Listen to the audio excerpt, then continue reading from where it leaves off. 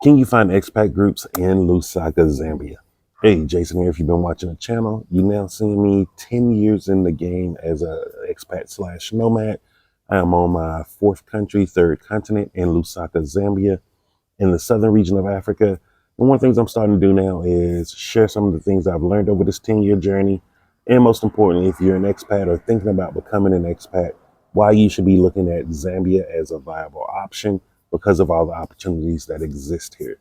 And so today I want to talk about, are there expat groups or fellow diaspora people from the diaspora here in Lusaka, Zambia? And short answer is yes, they are. There's quite a few people here.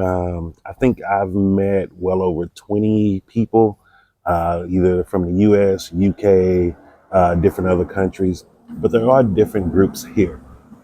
Now, if you're someone who's already traveled to some of the more popular expat destinations, such as Portugal, Colombia, Panama, you're not going to see a group that is as big as that. There's just not as many people that's coming to the southern region of Africa, but that is starting to change.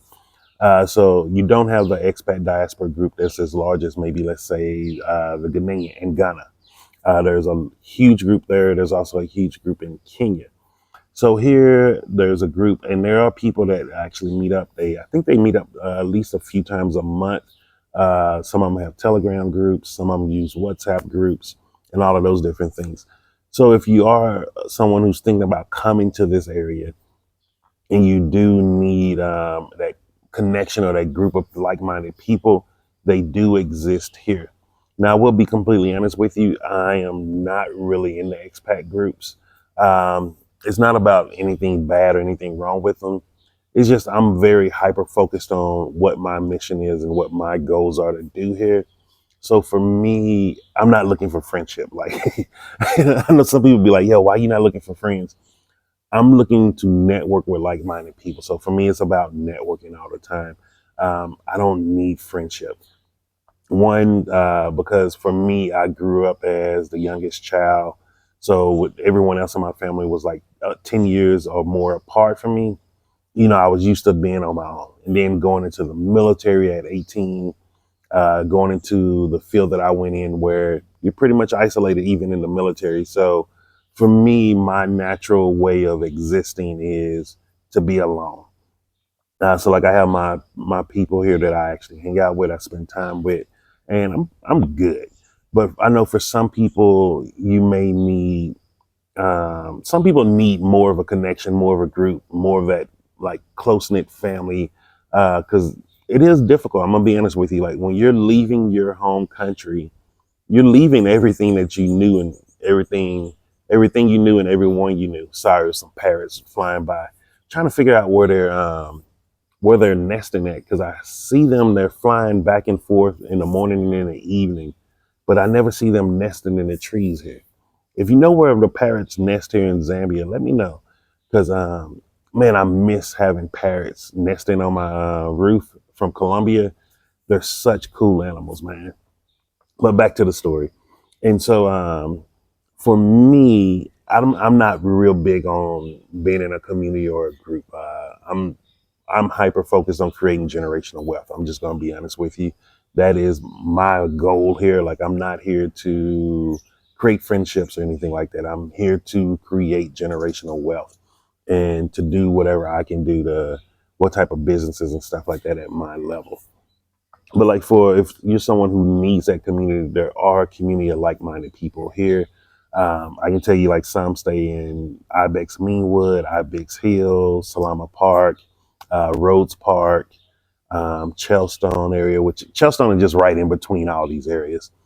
And the reason these are the areas that I keep recommending, like when people say, what are the safe areas to go to? Those are the areas I'm telling you, these are not the most expensive areas. I think Nuka Summer is probably the most expensive out of all of them, and Leopard's Hill. But you can find expats within all of those areas. Like I met a guy at the ShopRite not far from me. He's actually dating, I don't know if she's a Black American woman, but he's dating a diasporan woman. He's happy. They seem like they're real happy and everything.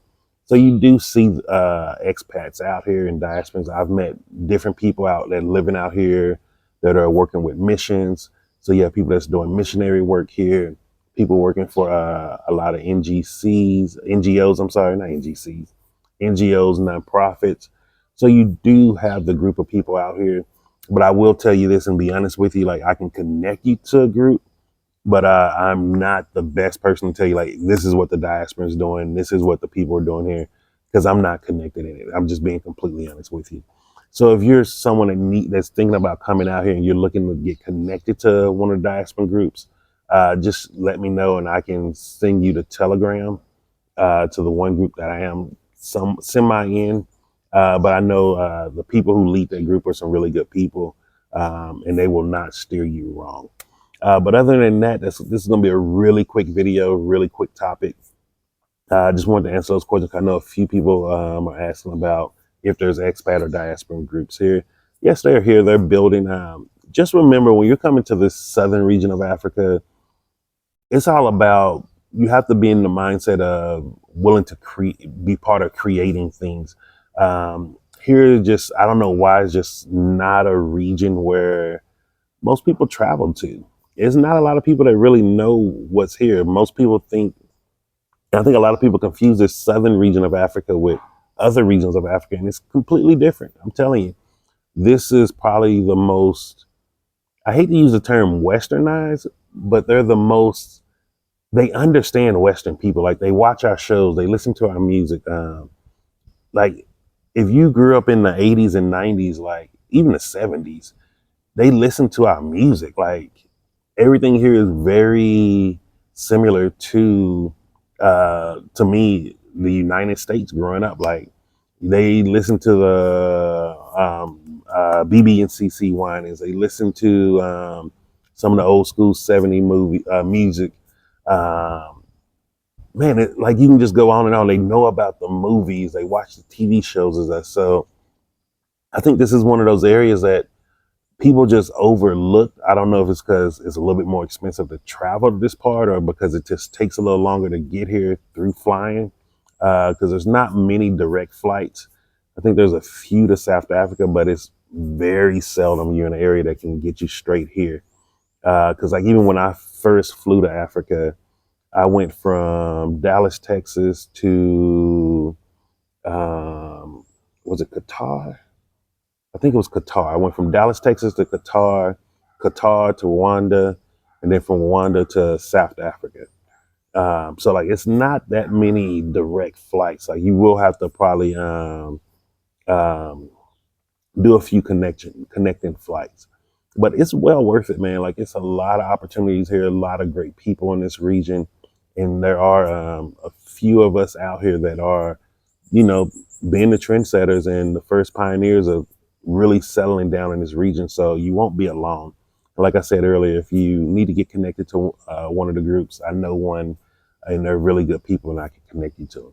So just from, if you have any, oops, sorry, man, I'm about to end without saying my one part. If you have any questions or comments, just leave them down below. Also, if you email me directly and I have not responded, most likely it's getting filtered into spam. Just make sure you be careful of what you put in the title, just to make it like personal or something. You can use my name, hey Jason, such and such, and but like sometimes you gotta the Gmail filters. I don't have any control over that, but I did catch a few emails going into spam. So I'm trying to catch them as much as possible, but I'm not sure if some of them may have got deleted when I do my mass deletion of my spam folder. So if I haven't responded to you, just shoot me another message and just play with the title, because I don't know why Gmail does that. If you know why, let me know. But it is some messages are being filtered into the spam, especially if you just a one-word title, and I think a few didn't have really titles in there. So just be mindful of that, and just remember, I'm Jason, and success is simple once you know how. Cool.